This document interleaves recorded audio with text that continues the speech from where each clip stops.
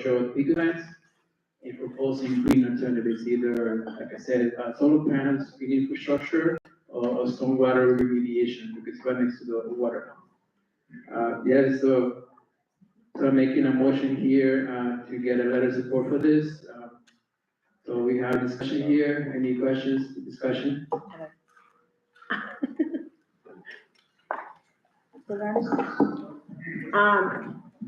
So my question is, there's a state legislation that already says that the peaker plants are supposed to be closed by 2030. So are we asking, it's the BPRA, are we asking for it to be closed before 2030? Or we're just trying to make sure that there's no delay to the closure date?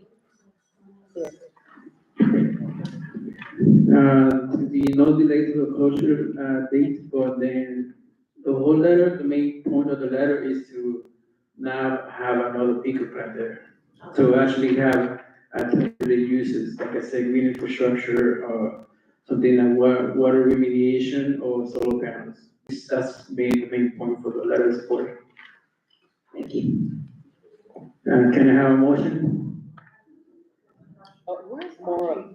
Oh, Question. question. So the question is, we're gonna get rid of the peaker plants, but what is it that the plan is to have there in the meantime, this interim? What you're requesting, in other words, what are they gonna do? Should they close down the peaker plant before they figure out what the green center is going to be? What's the plan to put there? Or leave it as is, let it dilapidate, what is the plan? That's, if we don't know the transition from that, but we want to plan, we are stating that you close the pico plants, you need to have an alternative use after the pico plants are closed. Yeah, that's what it is. So we don't want any more of these things there. We will wait for fossil fuel use. And then we know we have issues with stormwater right now because we have more rainy days. So those areas do require some form of stormwater remediation. So instead of just having the fecal plants, actually use that to improve our waterfront. Yes, that's the ultimate goal. Motion second? I second. No, we gotta make the motion. Can I have a motion for the letter of support? I will not make a motion for letter of support as per the committee report of environmental committee. Can we get a second? I second ordinance. Okay, this one is abstention, right? Yeah. Yes. Any discussion? Any abstentions? They wanna know what is a peaker plant. So a bigger plan, yeah, so you have, power, right? At a certain point, the city uses a lot of power. So then you need to have like an alternative that could make up for that power. So you have a peaker plant, so in the Bronx, you have something called peaker plant. So they only, are turned on when, let's say the neighborhood, uses more power than it has. Yeah, but right now we're moving towards alternative uses, so why do we have that before we try to move to renewables? So peaker plants, you guys also are like part of the pollution in the Bronx. It's gas. Downstate, we had to produce more energy, and so they introduced the 4 peaker plant, I think somewhere in 2000. And they sit way in the South Bronx. And it really causes the pollution. I don't know, everybody already knows there's a lot of asthma in the South Bronx. We're 8 times the national average for asthma hospitalization and 21 times higher than any other neighborhood in New York City. And so it hasn't always been, I think its date is 2000, but it is a gas type of energy producer, and the state is supposed to be getting back to, trying to create renewable energy, which is much better for the environment and cheaper for us as well. But that's a whole other conversation about why they're moving so slow. But there are goals to shut it down.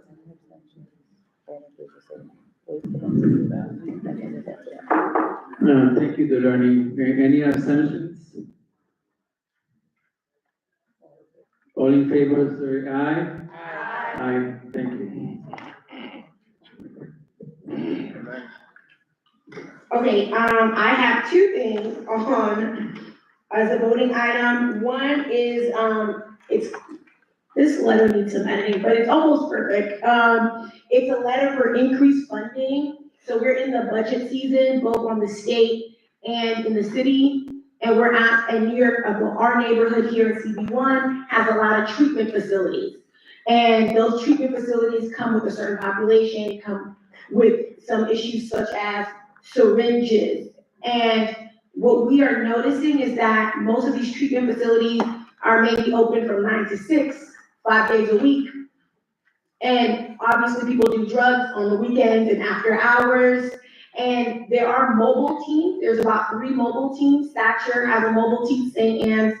And then On Point has a mobile team that services the Bronx. And I think Boom also has a mobile team. Yeah. And those mobile teams also have limited hours. Health and Human Services, we had a joint meeting. It was fantastic. And we learned about these mobile teams. But again, they're not focused in Community Board 1 area. They're doing the entire, well, Thatcher focuses, but everybody else is doing the entire Bronx. And so there's not enough people focused on these issues. So this letter is asking for 2 things. The mobile teams to have more staffing to cover more hours, especially the off hours, weekends, and the after hours when a lot of these treatment facilities are closed.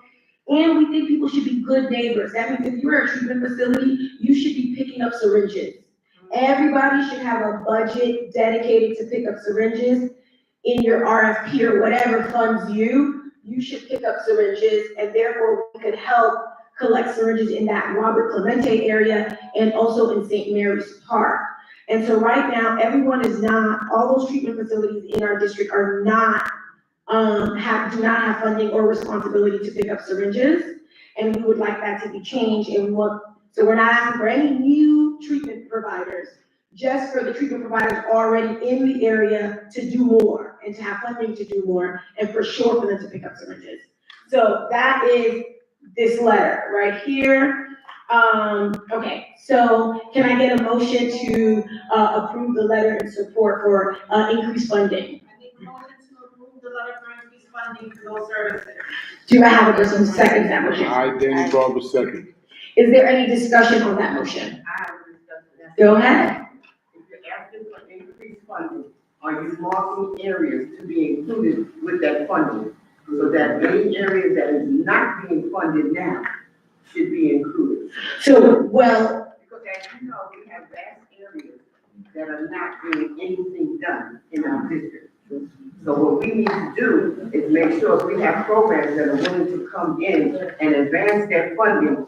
We also ready to advance our districts. so the goal is not to increase, not to add funding. So that means if you're already in the district, that's it. So if you are already in the district, because I hear our community does not want no other service providers. So I'm only targeting people in the district already to have funding for a specific line item, which is syringe collection. And if you're servicing the district, to get extended hours. So I don't think we're asking them to increase their catchment area. Mhm. Any other discussion on the motion? What is the current funding allocated? So right now, a lot of our funders have 0 funding for syringe collection. 0. They are not told they need to pick up any syringes. Boom picks up syringes, Thatcher picks up syringes, and On Point picks up syringes. No other facility, like for example, Samaritan Village, they are not told and are not required to pick up syringes. So that would have to be a modification of that, and that's why they need that line item. Because the current funding is not for syringe collection, only for treatment services, which is why I think they need to be better neighbors. That's a line item from the city council funding? For the 3 organizations I told you, yes, but for the people like Samaritan Vision does not have that. They do not collect syringes, it's not in their description at all, that would have to be added. What about St. Anne's? St. Anne does, St. Anne's, On Point, and Boom, yes.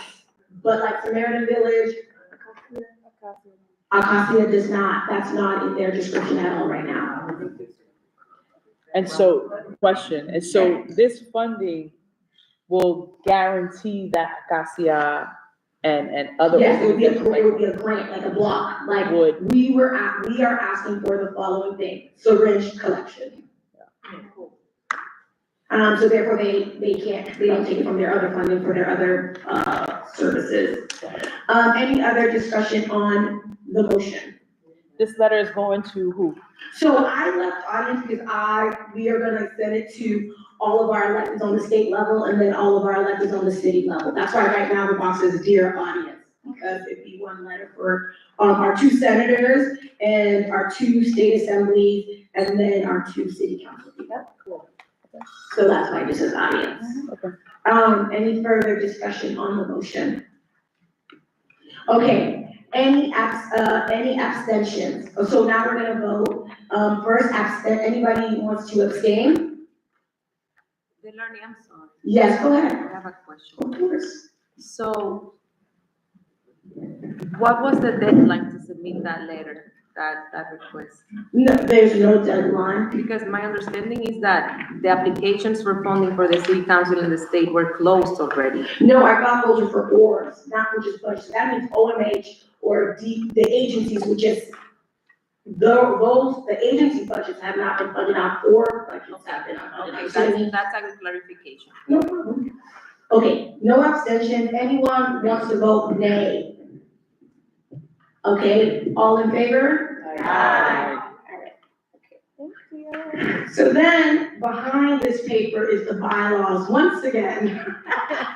I have been working on this for 1.5 years, you guys. I don't even know what to say. I have made the modification. Last month, our first vice chair, Freddie, was concerned about, hold on. The concern, okay, yeah. So it is, if you can find section 6, right above section 6, Article 6, above Article 6, section 8 and 9. It was about what happens if someone is no longer our chair, how quickly do we vote for that position? And so, if there's a vacancy, an election will occur at a general board meeting no less than 30 days and no more than 60 days after the vacancy occurs, unless the vacancy happens during summer recess. If a vacancy occurs during summer recess, election will occur at the second general board meeting upon the board's return. That wasn't specific enough, and so we added that, so therefore the vacancies wouldn't just linger. And I said no more than 30, because like 30 days may not be enough for us to have the next board meeting, so that's why I said, maximum 60 days. That wasn't on there before, so that's it. Besides that, you know. Can I put my chief of staff? Oh. Besides that, I think nothing else, you guys need to come to meetings, you know, nothing else was changed, because I think this has been sent out a few times, Yeah. but I think it's the vacancy part that was like a problem. Okay, let's vote. Can someone make a motion to approve our new bylaws? I make a motion to approve. Second, anyone who I second? second. Okay, any discussion on that? No, good. Well, there's a hand. Yeah, they're right here. They were sent to everyone as well. There, you see my letter? Behind the first letter is the bylaws. Okay, flip the page, it's the bylaws. Okay. Any other discussion on the bylaws? All right, anyone want to we're gonna vote now. Any abstentions? No. Any nays? Oh, hold on, I abstain. Okay, one abstention. I abstain. Okay, two. I just first time seeing it, so I You can't. gotta read your emails. I get 1,000 emails a day. I can't vote on something I haven't read. Two, Emmanuel, are you abstaining? Okay, two abstentions. And, what? 3 abstentions. Any nays? All in favor? Aye. Did we have it? All right, we have it. Only 3 names. I mean, only 2 abstentions. Awesome. Let's move into the district manager's report.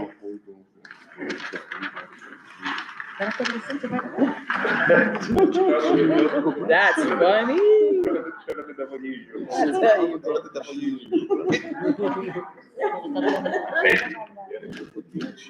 So I'll be very brief. So, I'm Anthony Jordan, your district manager. I'll have a couple announcements so we can move forward with the program. First, it gives me great pleasure to, for those who think that is me still, yeah. But it gives me great pleasure to announce a new staff hire. So, as all you know, shortly after Ann was able to retire after serving almost 26 years as our community coordinator, and Anna Rojas is enjoying her retirement, we were able to bring on Stephen Palmer, and it was a great steal from the Borough President's office, and as our community associate, and then who was then appointed to serve as our community coordinator. And he's been immensely important and valuable to our team, and we appreciate all the work he's done and congratulate him on making that excel to this great position. But every great team needs an even greater team partner to come make it a solid team. And so we had an opportunity to bring a young lady who has had experience in doing community work and community outreach to be able to join our team and a member of our natural development. So I want to introduce to all of you for the first time as our new community associate, Ms. Diana Becker.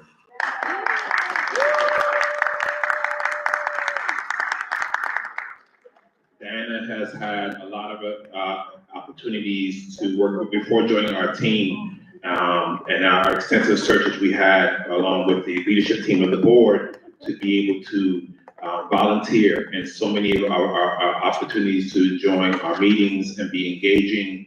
Game night with our young people, our food pantry feeding program, and it's going to be amazing to help with our outreach initiative that the chair has put together, to include that the board has definitely has an opportunity to ensure that we have extensive outreach in our natural developments and our public hospitals and medical centers and other parts of our community. So I thank you, Diana, for taking on this challenge, and we look forward and have you be a definitely esteemed colleague to our team. So congratulations again.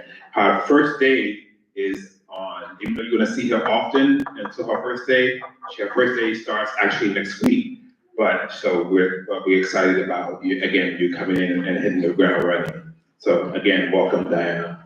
Thank you, Anthony. I want to add that, because we always want to like highlight the good things that our community board is doing and the hard work and what it takes to actually expand our team. As you see our chairs, like this is the first full year that our chairs have been fully just in, right? And so some are a little more shy, we're getting the hang of how to do motions, but like this is what it means to have like a community board that's comprised of all different skills and all different different levels of leadership. And I think this is great. Our community board has never had 3 people working in the office.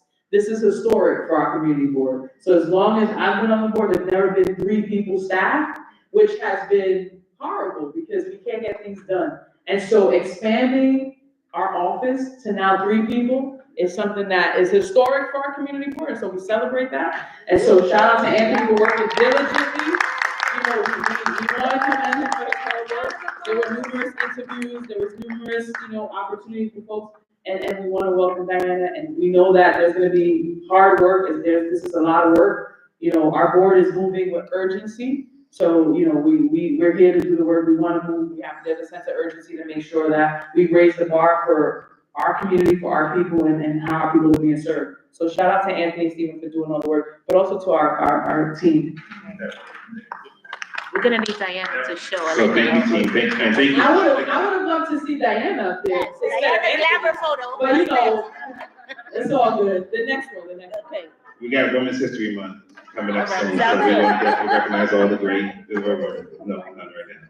Thank you. Thank you, Chair. Does that conclude? No, I wanted to, let's have a couple more things, but thank you for bringing that. I want to announce that, and we're going to ask our NYPD to talk about this, that we were amazing to hear that the mayor made an announcement recently in the district about the Community Link project that came to the hub. And it's an important initiative to have a multi-agency response to quality of life issues.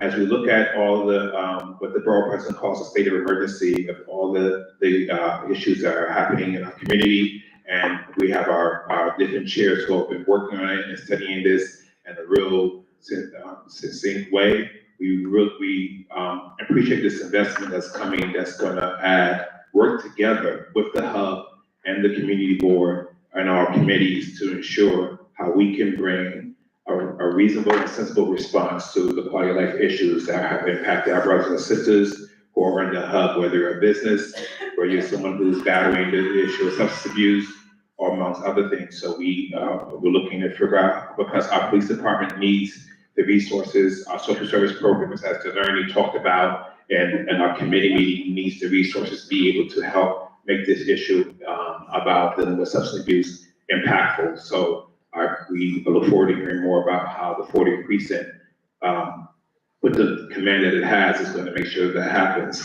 And we invite the community board and members of the community to come to the community council meeting. We have a very intense, very focused and listening type of an executive officer and commanding officer there. So we want to make sure that you are engaging and involving in that, together with the PSA, who also joins those meetings on an ongoing basis.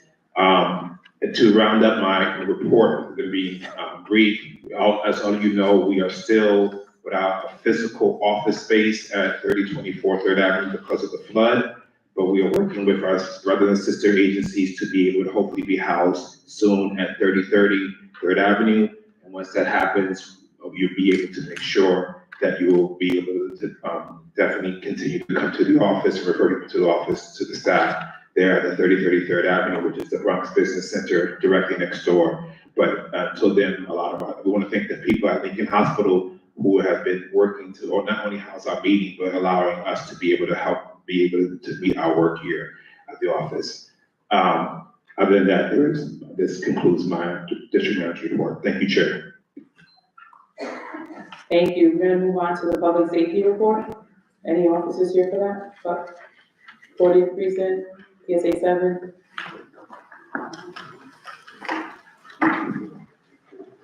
Hello, good evening. Good evening. So, I'll just give you a brief introduction about myself. My name is Captain Garcia, the executive officer for 40th precinct. I've currently been assigned in for about 2 months. Just a brief history of myself. I've worked in Queens, Manhattan, and now the Bronx, which brings me great joy. I grew up in the Bronx. Believe it or not, I went to high school right here on 470 Jackson Avenue, and even played in St. Mary's Park. So I do remember this community a lot, so it brings me great joy to come back. And hopefully, we can make some great changes here. Overall crime, we're down, which is a great thing. However, we do have an uptick with burglaries, but there is success to that. There were arrests made.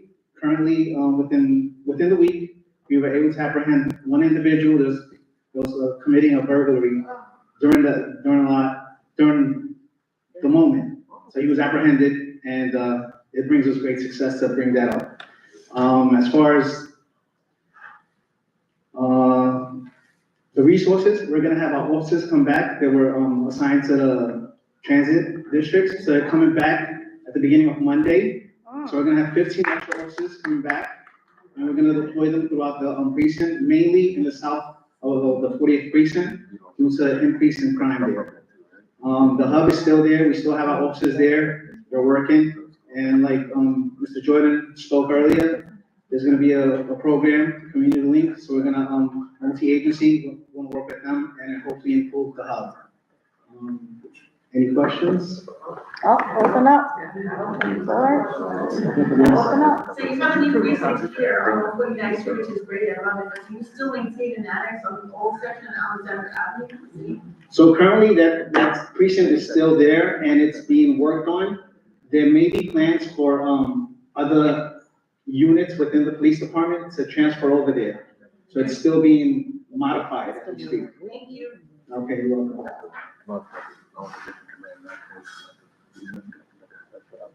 Anything else? Any other questions? What day is your, the community council meeting? So it's this upcoming Wednesday, and this time it's gonna be at, PS5. It's not gonna be at Living Precinct, it's gonna be at PS5, 6:30. Thank you. We urge community board members to show up to the community, safety meeting at the forum. It is it's really important that our board is represented there. So 149 and Jackson Avenue. PS5 is a school, so. Yeah, so it's gonna be March 5th at 6:30. Well, Harvest. Thank you so much. Yes, fine. Thank you. Mohammed. Sorry, RG. Yep. Sir, my name is Mohammed, and it's pleasure to address you. Actually, it's not a question, it is a request. Beginning of March 5th, Ramadan start for Muslim community. And as you know, religiously, it's like a whole night prayer thing, people get in the mosque, people get in the home and doing their things. This time of the year, we all are worried about their safety security, especially in our neighborhood. So it is my request to pay little attention and put more people, so they feel safe and they can do their religious things. I understand your concerns. During the high holy times, we do have extra patrol, and they're dedicated to visiting houses of worship. Thank you, sir. RG, sorry. Very similar. Very similar. This year, Ramadan is starting on March 5th. Also, the season of Lent for Christians is Ash Wednesday. So there's gonna be a lot of religious activity and so forth going on. And I wonder, I understand, so your meetings are that first week of the month. But that day in particular, is there any way that that could change? Because many of us, especially board members, do want to go to those meetings. You know, so I think that does need to be taken into consideration with the Islamic community and also the Christian community. So we could definitely have that discussion where, I'm sorry, I don't like microphone, I don't like sound like this. We actually, no promises, but I will have that conversation with our community council, and we can see if that can be accommodated. However, at this point in time, so that is the date. If it's flexible, I'll definitely be in communication with the community board. What's going on with auto thefts? So there are numerous hotspots where we know that cars are being broken into all the time, repeatedly. Day after day, cars are being broken into. So what's happening? What is the 4O doing to combat that? So we do have a plan where we have our traffic officers, that they work, in conjunction with enforcement. They also are targeting certain areas where we do have an uptick in all of that. So they are. And break-ins. Yes, break-ins is included. So one of those locations is Alexander Avenue, under those bridges, we know those are hot spots. So what is being done to combat that? Because frankly, there's no movement under there. I guess people know that they can rely, those are cars that, are vulnerable because of the bridge, there's no surveillance on the height. But like, what is the precinct? So we do have patrol that drives around. Unfortunately, that area, it's not mainly our focus, not to say that it's not important, but a lot of times we tend to go more north of the command. But we do have officers there that drive around. We don't forget about anything within the command. Our hope is with the extra officers that we are getting, we're able to deploy them to these hotspots if need be. It's just, we've sort of been fighting a little uphill battle when it comes to manpower and, we sort of have to prioritize because we're also dealing with shootings and gang violence and stuff like that. So again, like the captain said, not to say that car break-ins are unimportant, it's definitely on our radar. However, with the extra officers, our hope is that we can deploy them appropriately. So you said you're dealing with shootings, and is this PSA 7 you have to? So I kind of want to bring you guys into the conversation, because what I've heard in the community is that majority of the shootings right now are happening between Patterson, Mitchell, Millbrook. Am I right to say that? That is correct. Okay, so that is the jurisdiction of PSA 7. correct? Correct. So when the 4 is saying that you're dealing with shootings and, is it that you have more of an uptake than PSA 7? Or are you guys collaborating when this happens? We are all collaborating, so they have their own deployments, and we have our deployments. But and you go, you So we adjust. also have additional resources coming from within the department, coming to our command. And they're mainly focused with their housing development, and they have their additional deployment as well. So we do have a lot of resources coming to the southern part of the command. From the 4 to assist 7? No, we have, throughout the department. From other commands, they are coming to the 40th precinct. And I guess I'm saying this to my point because, of course, what we hear all the time is we don't have enough police. We don't have enough police. And so I'm just like, well, we know that, but we still have these issues. So how do we figure out how to do what we can with what we have, right? Just today, we got a new tour for CRB for housing. We're pulling, I don't know the exact number, but a few officers from every housing command, PSA 5, PSA 6, PSA 2, and they're being sent to PSA 7, and we've added a night tour to be covering all the hotspots. It's called CRB, basically a collective help from all housing. They send those officers, and we're gonna start deploying them at night in the housing level. So that same plan is also brought to the 40th precinct, which we call it the mobile field force. And then hopefully with the 15 new officers, we're gonna deploy them in those select areas. Because the Southern District seems to, there's neglect on that side is what we hear. Is that the Southern, and like you said, like we can't really focus too much on the Southern District because it's really the Northern. But like, we gotta figure out a way to also equally focus on the Southern District because there's a lot of things happening, even shootings that are happening on the Southern side. So I think. So hopefully with the 15 new officers, we're gonna deploy them in those hot spots, like we would call them, and it can quell the words. Okay. Hello, thank you, Captain. So first, you're from the 4, right? Yes. You're the executive officer. Yes. I want to say thank you. Please let, Callahan know that Mr. Barber said thank you for the deployment he sent on 153rd Street between Cortland and Morris. There's a lot of stolen cars with no license plates, and you guys were able to take, I think, about 15 of them the other day. Don't remember the exact amount, but you took a lot. And, told him that, we will be calling back and whatnot. So now, let's flip it. Appreciate all of the extra coverage that the city gives the PSA 7. But they were just 2 graduated police classes, correct?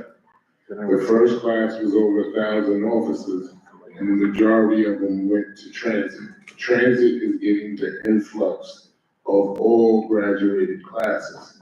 But this is what's oxymoronic for me. You pull the NCOs who you put into Black and brown communities to get to know the community, but how can the NCO effectively get to know the community if they're never there? They're covering special assignments like parades, marches, protests, everything else for getting to know the community that they're supposed to protect. That's 1. 2, all the influx of officers that have been assigned to NYCHA, because Matarazzo and I talk about this all the time, and whatnot, have been from the Transit Bureau. Know for a fact, because 2 were assigned, different ones were assigned in Jackson's today. We had 2 yesterday, new ones, and 2 the day before that. And every week they send these transit officers. They know nothing about the community. I had to literally direct them to where the PSA was today.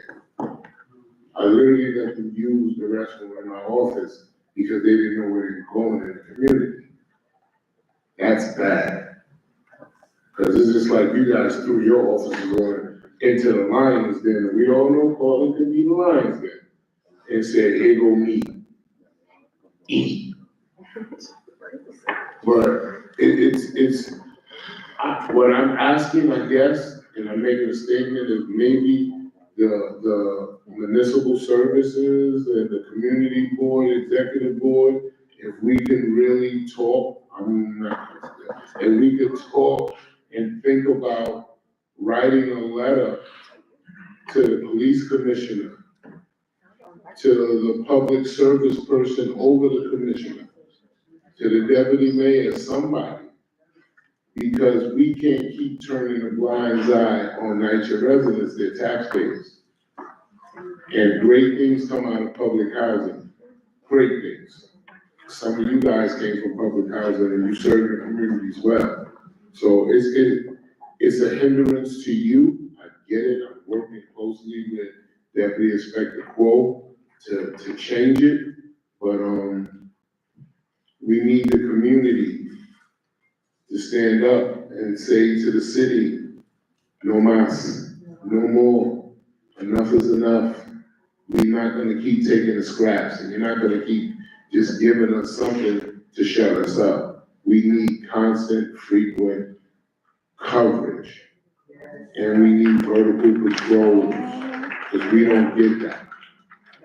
We don't. And a lot of the people are scared. This room can be packed, but they're not gonna come out from Addison houses because they don't know whether OGs, YGs gonna get into a beef and they gonna be finished and won't make it back home, or they'll be laying in an emergency room. So I thank you very much. I appreciate you coming, and I look forward to working with you guys. And I canceled Wednesday so I can be at that. Okay, thank you.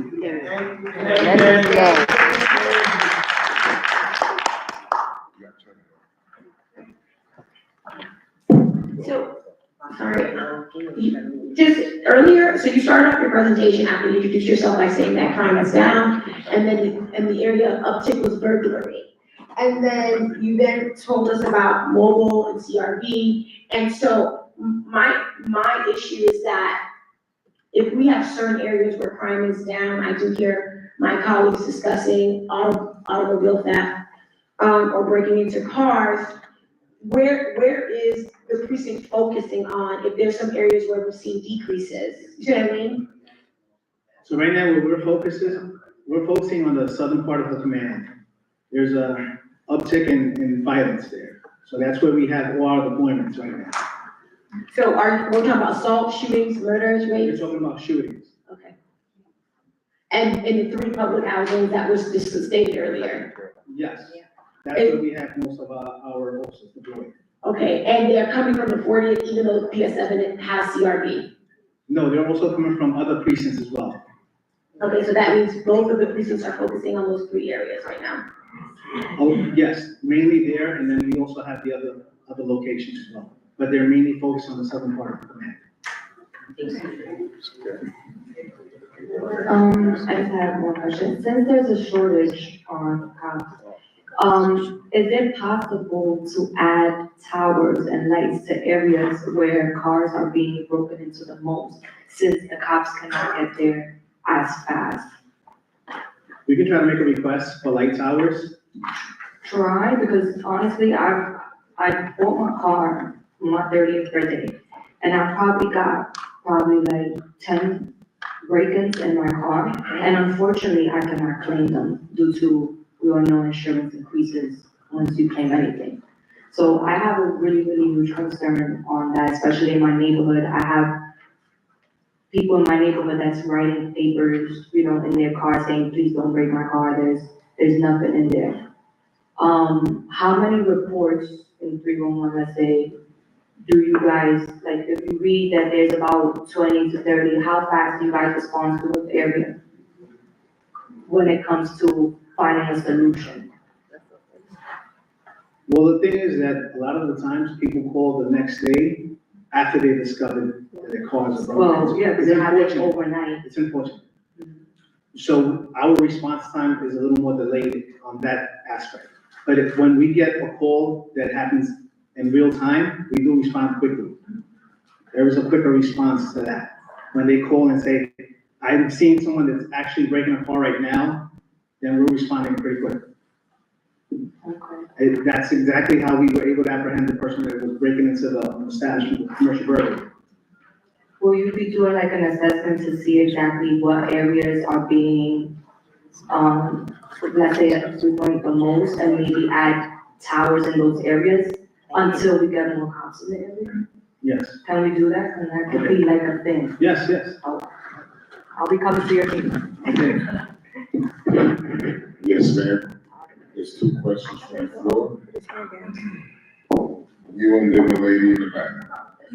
Well, first I want to thank you so much for your service and all your service in the community. And I just wanted to ask, as a newer board member, if we can't make it physically to the community safety meetings, are there notes or is anything live stream? Is there a way to track what is discussed at those meetings on once we can't make it, or it's only in person? I mean, currently, we don't live stream those meetings. If you want, you can get your email offline and I can write you a list of notes. It's not. I'll take your information out. Yeah. So I want to thank you for being here, all of you. I can attest to the fact when I had my car vandalized, I did receive an immediate response. I think the length of time that I had to wait on was with the CRA unit or the collection and evidence unit. I had to wait about 3 hours, but it was successful. I can't complain about the service I did receive. To piggyback off of Mr. Barber, speaking about the safety of people having to walk late at night, especially after 7 p.m., which is considerably early, I do have an issue with the 3rd Avenue corridor and the 149th Street. 149th Street, not so much because there are patrols. The 3rd Avenue corridor, for some reason, there are no police patrols, there are no vehicles, there are no actual walkthroughs at night. And I take the train every night, or at least 3 times a week, and I can honestly say it's diminished so badly that I'm literally becoming very insecure about my own safety walking from 3rd Avenue at night. Even if it's 10 o'clock, I'm afraid to get on the train after 9:30 because I know when I get to 3rd Avenue, there's no real secure presence for the people who are using or who need to walk home once they get off the bus stops. And it is a retail area, it is desolate, especially once the stores closes.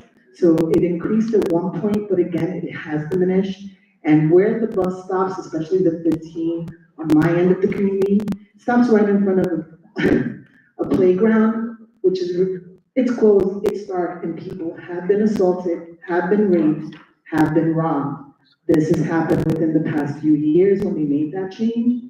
And I just want to see a bigger presence throughout the whole corridor after hours. Okay, duly noted. Anyone else? Okay, moving on. Yes. Okay, thank you, thank you. That concludes the public safety report.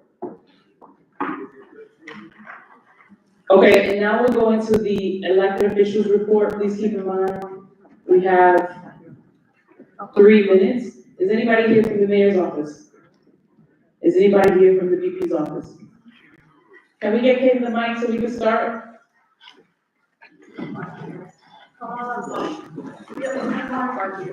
Good evening, Wepa.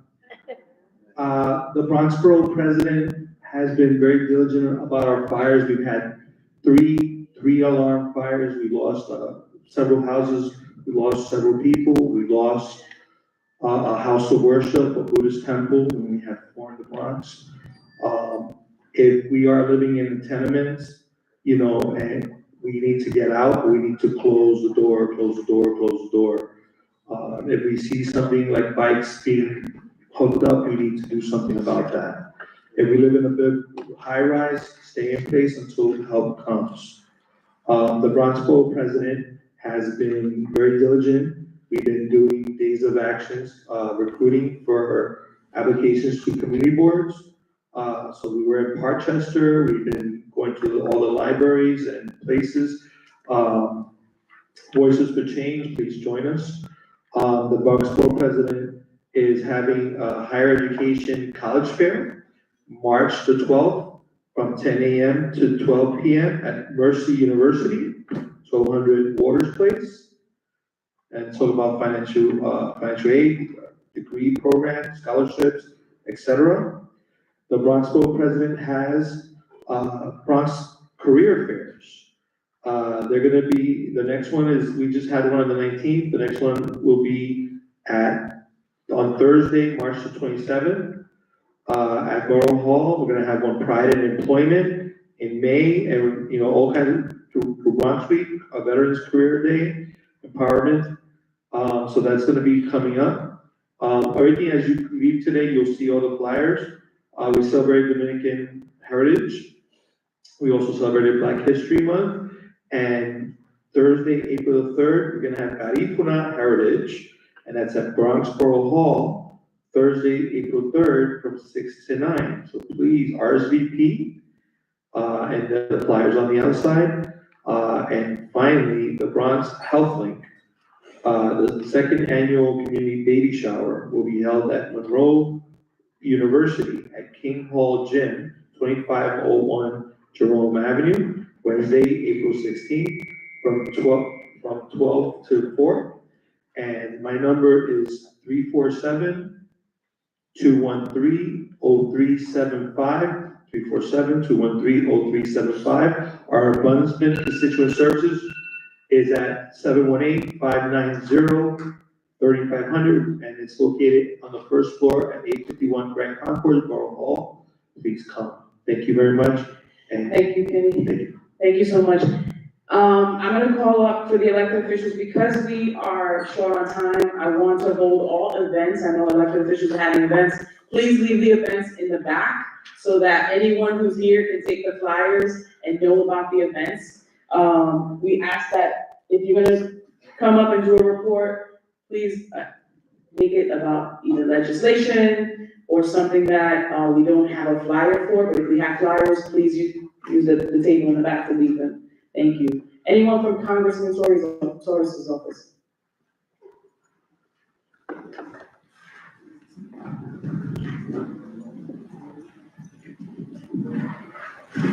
Good evening, everyone. My name is Courtney O'Bain. I'm the Community Liaison for the Office of Congressman Richie Torres. I just have 3 quick legislative updates. 2 of these are coming from the Congressman's desk, and we're sharing them with all of the community boards that we represent, so I just wanted to read it to you guys, so I apologize if I'm looking down. This week, Republicans in Congress voted on a budget resolution that proposes cutting up to $880 billion from Medicaid, threatening healthcare coverage for thousands. In New York 15, the 313,000 residents who rely on Medicare, including 109,000 children, are at risk of losing access to critical health care. Additionally, those covered under the Affordable Care Act could see premium increases of up to 28%, with some households facing hikes as high as 105%. Beyond healthcare, this proposal also includes cuts to food stamps, SNAP benefits, putting up over 124,000 people in New York 15 at risk of losing essential nutrition assistance. These drastic cuts are being pushed to fund tax breaks for the wealthiest 1%, prioritizing the rich at the expense of working families. Every Democrat opposed this budget, but the fight is not over. The House and Senate must now negotiate a final agreement.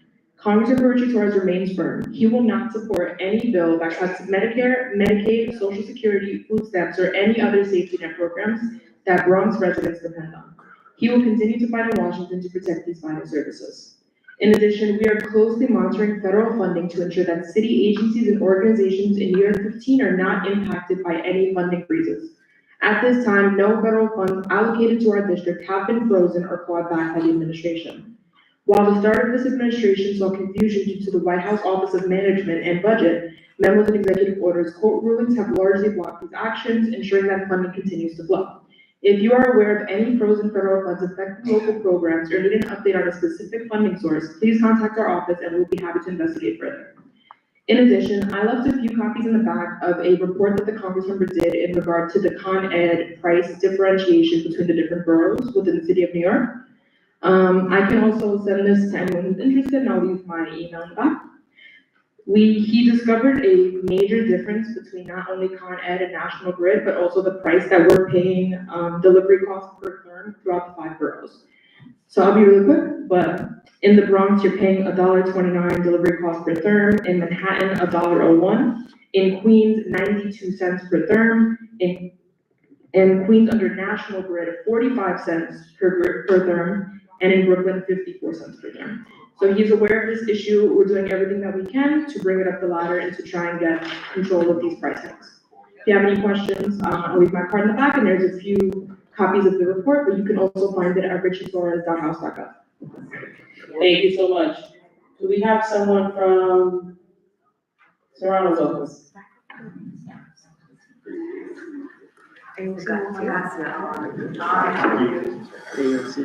Oh, I'm sorry, I said AOC. AOC can go after. Is someone here from AOC's office? Okay, so you can go after. You gotta get that on that. So just two things, so on Thursday, February 6th, Senator Serrano joined his colleagues in the Bronx Senate delegation to host a virtual budget forum to hear from the Bronx constituents and organizations.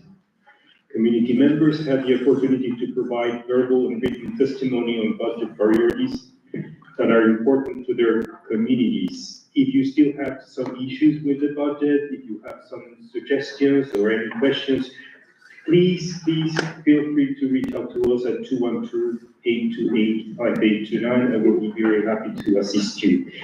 And then finally, Senator Serrano reintroduced a skimming bill, Senate Bill S-1465. The process of skimming retrieves data from the magnetic strip on an individual's card, which is then used to record the cardholder's PIN. According to Visa, EMV chip cards decreased fraud by 87% from 2015 to 2019 because it has higher amount of encryption technology on the chip. So this legislation would allow the state to address the initial problem by implementing EMV computer chip cards to protect public assistance funds from being stolen from families who are already experiencing insecurity and difficult financial times. And that's all. Any questions? Thank you. Thank you so much. AOC's office? Hello, my name is Jeff. I'm with Ocasio-Cortez's office. 2 weeks ago, we had a Know Your Rights webinar. Last week, we had a town hall. If you missed either and you want to see it, it's on our Facebook at RepAOC. And if you want to know about future coming events, please sign up to our newsletter through our website. It's tax season, and we wanted to remind you that now you could file directly with IRS. It's free, it's easy, I did it. And please visit directfile.irs.gov to find out if you're eligible. To stay informed about federal grant opportunities, please subscribe to our grants newsletter by emailing ny14grants@mail.house.gov. We haven't received guidance yet from the community project funding, but once they're available, we will publish that through our newsletter. And as a reminder, if we remain committed to helping you with any issues you have with any federal agency, please call our office at 718-662-5970. Please be aware that due to a lot of policy changes, we are seeing a lot of delays in responses from federal agencies, but we will continue to talk to them. And if you're a veteran and you want to be interviewed for the Library of Congress, please call our office for more info. Thank you. Thank you. Anyone here from Sepulveda's office? Chantal Jackson. Amanda Sepulveda. Brad Lambert. Shamani Williams. Rafael Salamanca. Diana Ayala. So I just want to make sure we reiterate, no. Thanks, Gloria, you know we love you, Very important. Yes. Is that everything that we do is on this flyer, our phone number, our email.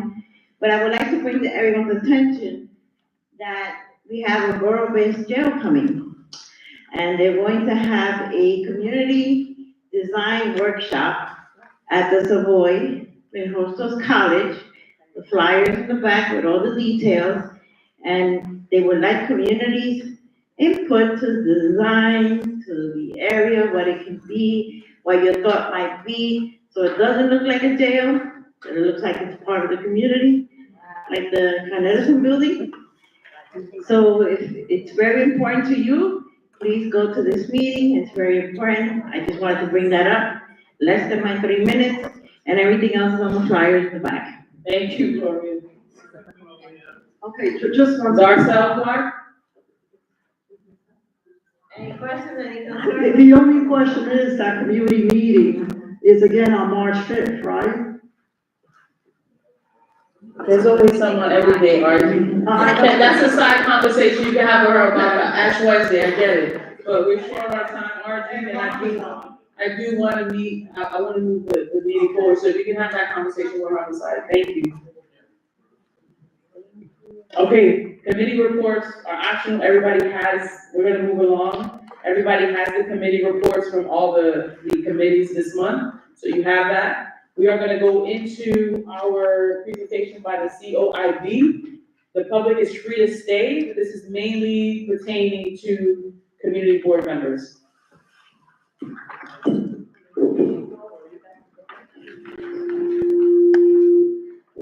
Board members must remain. The meeting is not closed to board members, but this is a COIB training.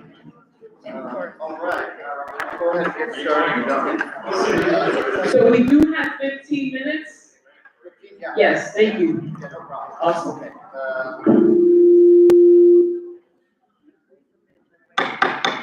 Guys, the meeting is not over, so if you can take any conversations outside of the auditorium, we'd appreciate that. Thank you. The meeting is not over, so if we get 40 precinct chief, if we can have the conversation outside, we continue in our meeting. Thank you. Board members. Okay, great. I'll go ahead and get started.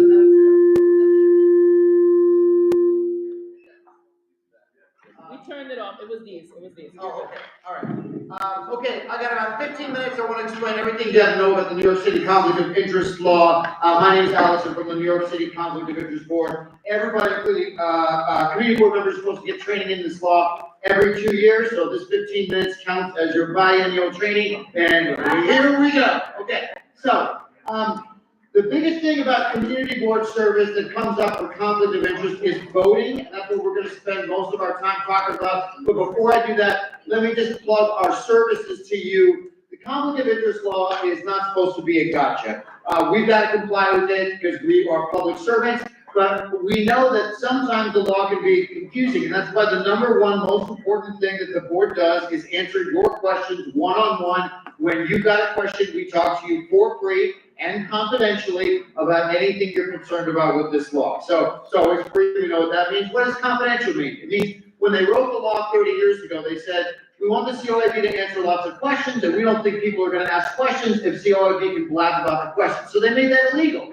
If we can not share your advice request with anybody else in the world. So it's a safe place for you to ask questions, get answers, and then we all move on about our day. Now, there is one caveat to the confidentiality, and I'll put it in the form of a question. Friends, in life, not just in conflict of interest, in life, when is the best time to ask for advice? When should you ask for it? When you need it. Well, that's a good answer. I will take that answer. I'm sure that's a very good answer. But there's an even better answer.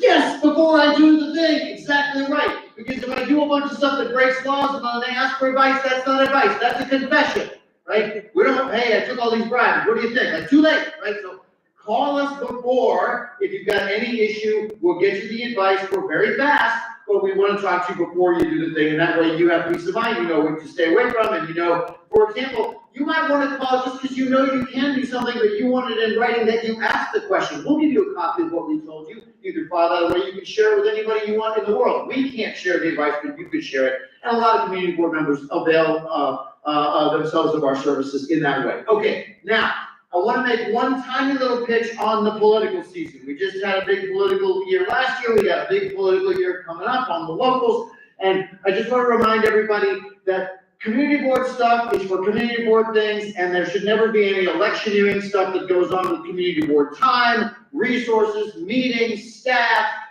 anything, right? So certainly community board members are allowed to run for office. I hope you do, but we never pull in any kind of electioneering into our community board work. It's just a little PSA there about electioneering, and we keep it out of the community board. Okay, now let's talk about conflict of interest and discussion. Here's a question.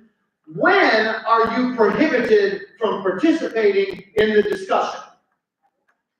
You have a direct tie to the things being discussed. That is a good, you were intuiting your way into a very well-reasoned answer, but it is wrong, but I do give you points for volunteering. Teacher, okay, so, it would be true for a full-time public servant like me, if I have a conflict of interest, I can't even participate in the discussion. For example, if my brother applies for a job in my agency, I can't recommend him, I can't interview him, I take no action related to his hiring. But you, community board members, were picked to be on this board because of your valuable insight. And therefore, even if you have a conflict of interest, you can still participate in the discussion. The only thing is you first have to disclose your conflict of interest, right? And notice I said first, I don't disclose after the vote, I don't disclose 6 months from now, I disclose up top, and then I am free to discuss. Well, what I can't do if I have a conflict of interest is I can't vote on a thing. And I'm gonna give you the 3 things that you do if you've got a conflict of interest. Disclose, discuss, don't vote, the 3 Ds. And now I'm gonna tell you the 3 big situations where you're gonna use the 3 Ds, disclose, discuss, don't vote. Area number 1, when you face an issue for vote, either on committee or at the full board meeting, where the result of that vote would be a direct economic gain or mitigation of loss to your own interests or to your associate's interest. Associate is like your business partner, your landlord, your tenant, your creditor, your client, if you've got an outside practice, your boss, your employer. These are your associates, and if the vote is going to affect you or your associate directly, then you've got to disclose, discuss, don't vote. Example, let's say I'm a bar owner, and I also am on the community board. My liquor license application is now coming before the committee, because they're gonna make a recommendation to the SLA. Can I vote on my own liquor license application? No. No, that's my interest, that's my bar, of course I can't. I disclose, hey, that's my bar, then I'm free to discuss what a great bar is, look at all the wonderful work we're doing with the community, whatever, I don't know, but I can do all that, and then I don't vote because it's my bar. Now, here's a question. Let's say somebody wants to open up a bar right next to my bar on the same block. Can I vote on their liquor license application? No. Yes, because I do not own that bar. It's not my economic interest. Now you might say, well, maybe you'll get less business, maybe you'll get more business. We don't know. That is very punitive. It is a tenuous connection at best. It's awfully speculative. And therefore, since I do not own that bar, I can vote on that person's liquor license application. That's just the way the law is written. It has to be a direct benefit to me or to my associated party. So that's area number 1. Area number 2, does anybody here sit on the board of a not-for-profit? So, okay, not-for-profits, even if you sit on the board of a not-for-profit, usually you do that for free, right? You don't get paid for board service usually. But you do have obligations to the not-for-profit under state law when you are on the board. So if you're not-for-profit, if the community board was voting to fund something for the not-for-profit where you sit on the board, you would disclose, discuss, don't vote. Hey, I sit on the board of that not-for-profit, here's why I think you should fund them, and then I do not vote on the thing. Area number 3, anybody here work for a city agency? Which one? Board of Ed. Been there so long, still called the Board of Ed, huh? Yeah? Yeah, Department of Ed, okay. Okay, the Department of Ed, that's a good one though. So let's say, a vote is gonna come up, it's related to DOE, some school or whatever. I would disclose, hey, I work for that city agency, then I'm free to discuss and I do not vote. And remember, it's anything DOE. So let's say like, I'm on the Bronx Community Board, but I'm a teacher in Staten Island, which is a terrible commute for me, but I wouldn't vote on a school related to this community board district, even though I don't work at that school, right? So it's agency-wide. And you might be asking yourself, well, what's the conflict of interest there? The conflict there is that DOE pays me full-time to be a DOE person. And if I vote on something DOE related, it kind of feels like DOE's got a man on the inside, right? Because that's my full-time employer over there. So if it's my city agency, I work at that city agency, I disclose, discuss, don't vote. Those are the big 3s on don't voting. Now, let's talk just for a second about how conflicts affect voting in terms of quorum. So we got a quorum, right? Let's say 26 members show up, we've got a quorum, we're doing business tonight. Now, in order to pass something, if you've got 26 eligible votes, how many yes votes do we need to pass on that issue? It's 13 plus 1, right? It's 50% plus 1. So we need 14 votes out of the 26 to pass the issue. Now here's, the next issue comes up. 3 community board members now have conflicts of interest. They're gonna disclose, discuss, don't vote. How many people are gonna vote in this room now? Because it's not 26, it's 23. So now, how many yes votes do you need to pass that second issue? Because there's only 23 votes, you need 12, very good. So the number of yes votes might change if you've got conflicts, but quorum is maintained, because you still got 26 people in the room. Essentially, they're all participating in the discussion where they can. So quorum is not affected by conflict, but the number of yes votes you need to pass might be affected, depending on the conflicts or numbers and stuff like that. Okay, now, sharing. A chair can have a conflict like anybody else. They're gonna disclose, discuss, don't vote. But if I'm the chair and I got a conflict, guess what? I am not the chair for the entire meeting. Not just my issue, but the whole meeting. Sharing committees. You can be on any committee you want. Any committee you want. I'll use my friend with the Board of Ed as one example. While I can be on any committee, I can't, as a DOE person, be the chair of the committee, the education committee, right? And the reason why is because I'm gonna have to use the 3 Ds every time DOE comes up. And that means basically I can't be the chair of any meetings, you should probably talk about DOE stuff every time you meet. If you have a private practice, this also holds. So let's say I was an architect and I had a lot of clients, and now I'm on the historical preservation or the housing committee, whatever it is. And I've got clients come before the committee all the time. If I've got to use the 3 Ds more than 3 times in a calendar year, I cannot chair that committee. I could be on it, but I cannot share. And then here's the last couple things I need to hit on, just so that we're all kind of aware. One thing that is just, this is basic for everybody, the do you know who I am problem. And what I mean by that is I think in life, sometimes we've all been tempted to go, don't you know who I am? Which never works out the way you think it's going to, right? Especially if you work in the conflict of interest board. You know who I am? No. That didn't work at all. But what I'm suggesting is that you've got some prestige, you've got some power, people know you in the community. We don't use our community board title or power to get stuff for ourselves or cut lines or special dispensation or anything like that. We don't misuse our city position. One manifestation of that could be, I have seen sometimes, not in the Bronx, so good in the Bronx, but I have seen some gift cases come up occasionally at community boards. Now, if you work in city government, you know there's a lot of gift rules. You don't take gifts from people doing business with the city. Yeah, I think the number is like $50 or more, basically. So, but that's a little crazy for part-time people who got an outside life, which is primarily not being a public servant. So the way you need to think about the gift rule is, if somebody's trying to hook me up because I am a community board member, I refuse it graciously. So somebody asked me at a community board meeting the other night, they said, well, what about this? I go to the same bar all the time. What if the bartender gets me a free drink after a couple of rounds? Like, do I have to refuse that? It's like, no. You know why? That bartender probably doesn't even like you, right? They are not doing that for you. They're doing it for tips, buddy. They do it to anybody, right?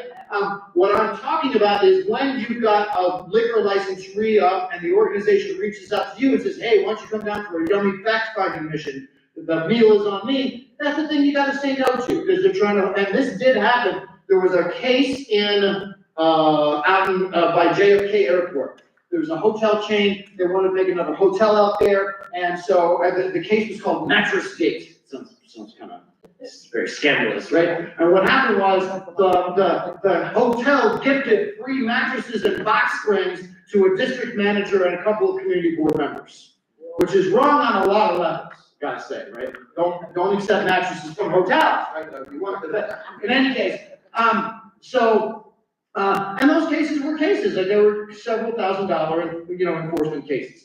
I am very happy to tell you that there are almost no enforcement cases against community board members, but we have a lot of advice questions that come from community board members. We are set up to answer those questions very quickly. You can go to our website anytime and type in your questions, get legal advice on the homepage, and you can type in your question. You can call us 9 to 5 Monday through Friday. I believe Anthony included a handout. Our telephone numbers on the back of it or on the bottom. You can even write us a letter if you want. I mean, you're weird person if you do that, but you could do that. Any way you talk to us is the way that we want to talk to you. Just talk to us early so we can get you the advice in a timely fashion. A lot of these things are layups, because we've seen the fact pattern over and over again, but sometimes you need a little bit of time if you've got a very novel situation. So just talk to us when you need us. And now you're done for the 2 years of your training. I will entertain a couple of questions. Go ahead, my friend. Let's say we have a toy distribution at the community board and we ask for donations from businesses in the community, organizations in the community. Is that okay? That's an excellent question. And the answer to that is you can ask for donations from places. You should have a kind of way that you do that. We're like, hey, hey, everybody, we want donations. Don't expect any special treatment from the community board for the donations. That's perfectly fine. But your solicitation should have a disclaimer in it. The one thing to be careful of is you want to avoid just the shakedown problem of like, oh, you got a liquor license application coming up for vote. How about some toys, buddy? Right? That's the thing we don't want to do. So if they've got a matter pending before you at the next meeting, you probably don't target them for the solicitation. But other than that, you're fine. You solicit the businesses for the donations for the block party, the toy drive, or whatever. That's totally legit, and there's no conflict of interest there. Good question. Last thing then, I just remembered one other thing is, just in terms of the board staff, there is no financial relationship that's allowed between superiors and subordinates in city government. So my boss can't hit me up alone, my boss cannot hire me, my boss cannot loan money to me, my boss cannot move in my apartment, I cannot move into his apartment, which is, good, I think, you know? You don't think that's good? Imagine living with your boss with a clock out of day, like, oh, see you at home, you know, no. Yeah, go ahead. So for members of the community board who do run for office, when is the right time for them to resign from their position, or can they continue their role and run for office? That's a very good question. And the answer to that question is they're not required to resign unless they get elected, and then they're not gonna be able to serve as a community board member. The thing that I would caution someone running is that we just try to, we comport ourselves at the community board as we always did, and we don't bring our electioneering into this space. But other than that, there's no resignation that's required unless, of course, they win the election. Good question. Thank you. Yes, go ahead. What are some of the rules around social media? Social media, okay. So, here's my rule, don't do it. That'd be a good one. We'd all be a little smarter in the world. But we're not at that happy place yet. People are still wasting their time on social media. I still waste my time on social media. So, here's the rule. The community board has a social media feed, I think, right? Okay, so that's for community board stuff. So it doesn't do political endorsements. It doesn't try to sell the goods and services of the community board members. It's not a place for personal opinions. It's the opinion of the agency. And so it just functions like a city resource like anything else. No electioneering, no endorsements, things like that. Now, as a community board member, I might also have my own personal Twitter feed because I think people really want to know what I'm thinking all the time. Delusional, but in any case, I'm talking about myself, but in any case, so I've got a Twitter feed. In my Twitter feed bio, I probably say all the things I am. I own a business, I have 2 kids, I'm a member of Community Board 2, Community Board 1, whatever. That's not a problem. But I should be careful in my social media life, that's my private life, not to make representations that make it sound like I'm speaking with the authority of the board, right? So opinions are my own. In my bio, yes, I am a community board member, but I'm not speaking as the community board member in my social capacity. Does that cover everything? Yep. Yeah, okay, great. You've listened long enough. So, we could go on and on. I got the handout, it covers a couple more things, but the thing is, you're not gonna need us till you need us, right? And so, no one would expect you to keep all of this stuff in your head. You're doing much more important things here day in, day out. But when you need us, we will hold your hand, we'll walk you through whatever you need to know, and then we'll give you that stuff in writing if that's what you want, okay? Thanks, everybody, for your time tonight. Thank you. Don't go anywhere, we're still, our meeting is still open. So, thank you so much. Any new business? Any old business? All right, can I get a motion to adjourn? I, Delory, make a motion to adjourn. Can I get a second? Any discussion on the motion? Any abstention? All in favor say aye. Aye. Finally, it's over. You want to wrestle with the learning? Finally. Wait till the camera goes off, please. I wanna say